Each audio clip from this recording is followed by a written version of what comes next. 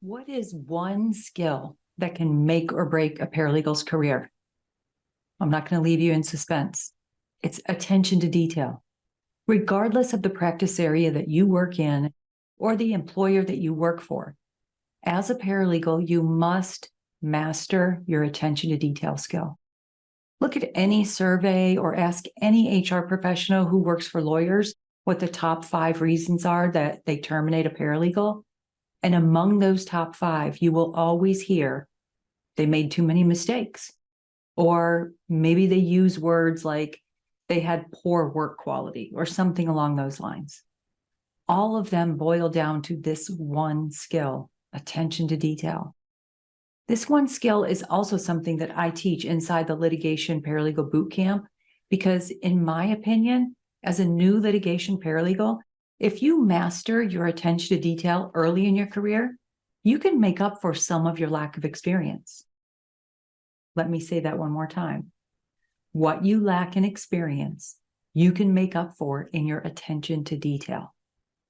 Now, we can also flip that and say that as a senior paralegal with many years of experience, you can limit your success or maybe even ruin your paralegal career if you have a lack of attention to detail. That's how important this one skill is. I remember I had a partner come to me when I was a paralegal manager, and he was carrying some papers with it.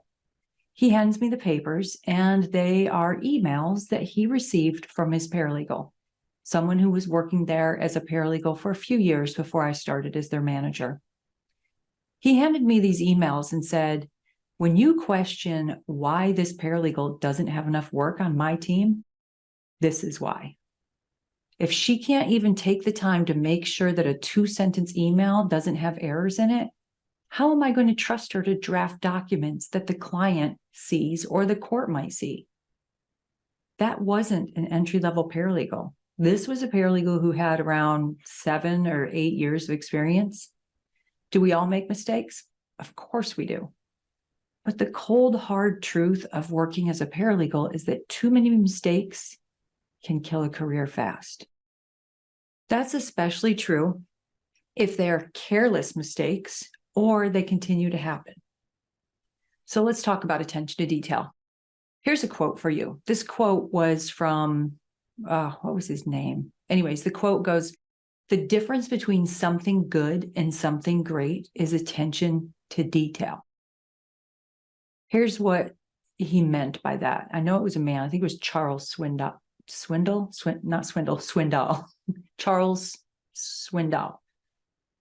Anyways, here's what he means. You've probably been to a restaurant or a hotel where you left with that feeling of, wow, that was perfect. That was great. You can't stop raving to your friends and your colleagues about it, about how great it was. You tell them you have to try this restaurant. And then there are other times when you've left a restaurant and said, it was good value for the money, or that was a pretty good dish, but you didn't get that wow factor. Ask yourself, what's the difference? I can bet it's not just the flavor of the food. If you pay attention next time to the difference, you'll see that that great restaurant paid a lot of attention to the little details, like the side that the water was served on, the temperature of the food, how they kept your water glasses full without asking, how the table itself looked, maybe the way all the wait staff was dressed, the fresh flowers at the entrance. The list could go on. And yes, the meal was delicious too, the way the plate was presented, all of that. And you might not have consciously thought about all those little details while you were there, but your subconscious caught them. That's why the restaurant puts that much attention into all those little details, so that you leave thinking, that was a great restaurant, not just that was a good restaurant. That's what this quote means. And it doesn't just apply to restaurants and hotels. It could apply to how we're viewed as legal professionals as well. Think about it. The difference between a good paralegal and a great paralegal is their attention to detail.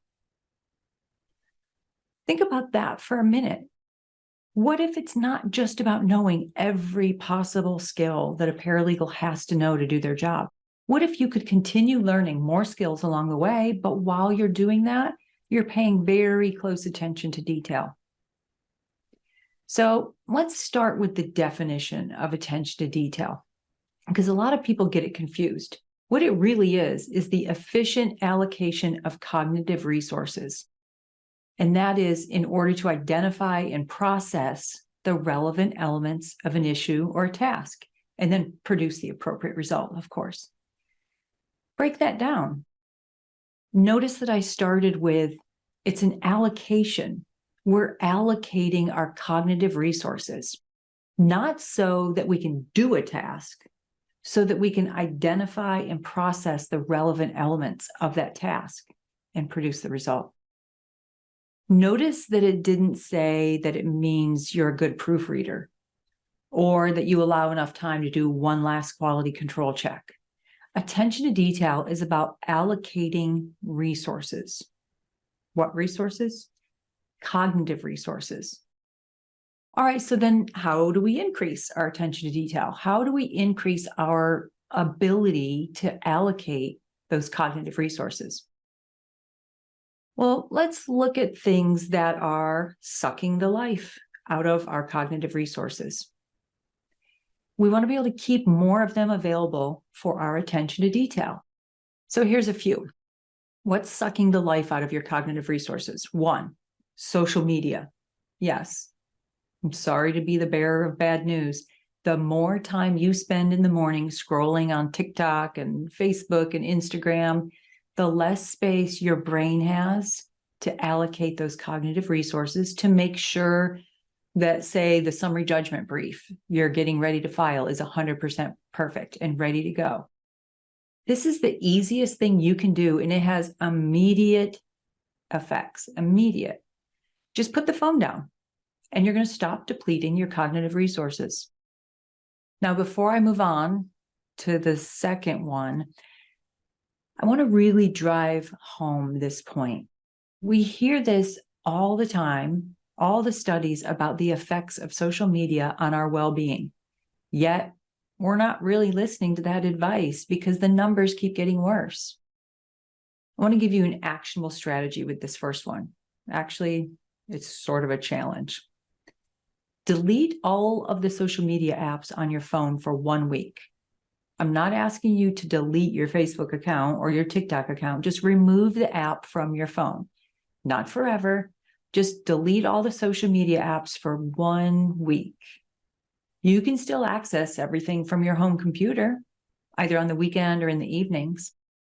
If you don't see any significant results, then go ahead and add them back onto your phone. What I think you'll notice, if you're like me, is that when you don't have convenience of having the app right there on your phone, you'll be able to see how much of a waste of time it is to spend that much time on social media. If you have to go sit down at your home computer to see what's going on with your friends on Facebook or TikTok, you're going to find that you don't want to sit in front of that home computer for 1 or 2 hours. Yet we'll sit in front of the TV with our family and be scrolling those social media feeds. Okay, 2, what sucks our cognitive resources? Sleep, or poor sleep, I should say. I'll bet that you didn't think I'd be going after that one, right? After social media. But there are all kinds of studies out there that link poor sleep to poor work performance. One of them, it was from the National Library of Medicine or National Institute of Health. It was a study out there, and it said that it stated directly that people who are sleep deprived are also more likely to make errors and omissions. And you'll never guess why so many people are getting poor sleep these days. Yep, the amount of time they're spending soaking in that blue light on their smartphones while they're checking their social media feeds. All right, 3rd, poor diet. Poor diet is sucking your cognitive resources. What you eat matters more than just the size of your waistline. You know that afternoon slump that you get about an hour after getting that big turkey sandwich from your local deli? That's your insulin coming out really fast to try to reduce your glucose spike. You're getting that spike from all that white bread. Have you ever tried to do a complex task in the middle of that slump when all you want to do is lay your head down on your desk? Yeah. If you're under a deadline and it has to be done, you manage to get it done just through sheer adrenaline, but you are not performing at your best. I'm not saying that if you stop eating white bread at lunch, you're all of a sudden going to have great attention to detail skills. What I'm saying is that all of these things contribute a little bit to your ability to focus. And when it comes to attention to detail, you need a high level of focus. All right, fourth, multitasking. I talk about it a lot, but I'm going to talk about it here too, because it's ruining us.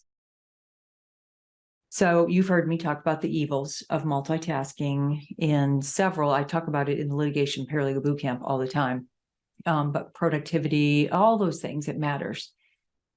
But the reason I talk about it so much is because it's so bad. It's bad for your productivity. It's bad for your quality of work product. The reason it's bad for the quality of your work product is it's because you're trying to split your cognitive resources between two or more things. One of them will suffer. How many times have you been on the phone and hit send on an email and then went back and read it and found a typo or realized that you forgot to attach something? That's because you only have so much cognitive resources that are available to you at one time, and you're trying to split them between two tasks.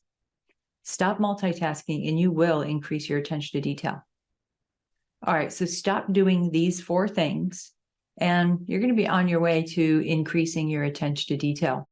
Whether you're a new paralegal or someone with 30 years of experience, every paralegal can benefit from improving their attention to detail. And if you're a new paralegal and you're working in litigation or you want to work in litigation, don't forget to check out my litigation paralegal bootcamp. It's the only course and coaching program of its kind that gives you the mindset, behaviors, and skills to fast track your paralegal career. And don't just take my word for it. Go check out the reviews from paralegals just like you. You can find it at litigationparalegalbootcamp.com. All right, that's it for this one. Bye for now.